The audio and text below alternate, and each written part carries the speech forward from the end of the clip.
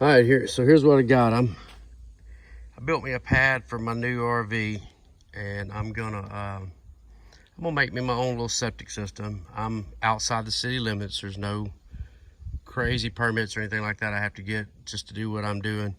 I picked up some of these 55-gallon barrels from a guy, and they're sealed. The lid on them, the lid on it does not come off.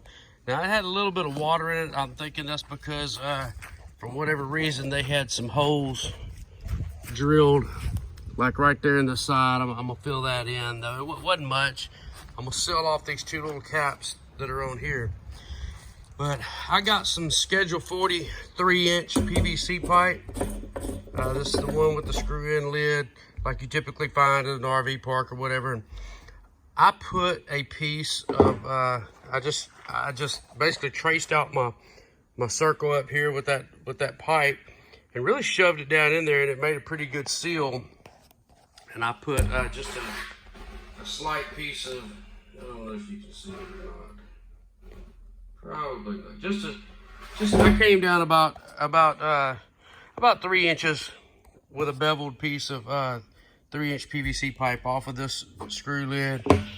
Got it all in there. Now what I did do is I wanted to be able to clean it out later, but I don't want it to leak. So I got one of these 7-inch covers that goes like on your typical sprinkler drain, and it has a little hole in it for your finger to be able to pull up. But I got a 1/2-inch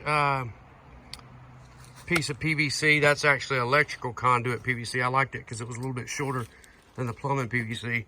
And I'm gonna put this lid on it, the screw-on cap, and I'm gonna seal that off real good. And that'll give me something, if I ever do need to clean it out or whatever, I can pull it up. But once I get it in there, I'm gonna, once I get it in there really good, I'm gonna seal around it real good. I'm gonna seal around these old couplings here, those two. But all I done, man, was I pretty much put a 90 in there. I wanted to put a T right there, but in case I needed to clean it out, but the T wouldn't fit inside my 7-inch hole. So I put a 90 there. Basically, once again, on the side over here, all I done was I traced around the, actually I traced the inside of the coupling here to make my drawing, and then my 3-inch piece of PVC pipe slid in there perfectly. I mean, it made a really good seal.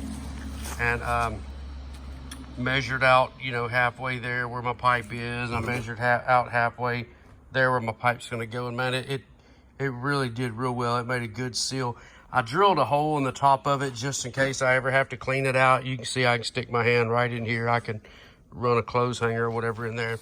Now, what I did do was I'm gonna go with 4-inch fill line or leach line, whatever they call it.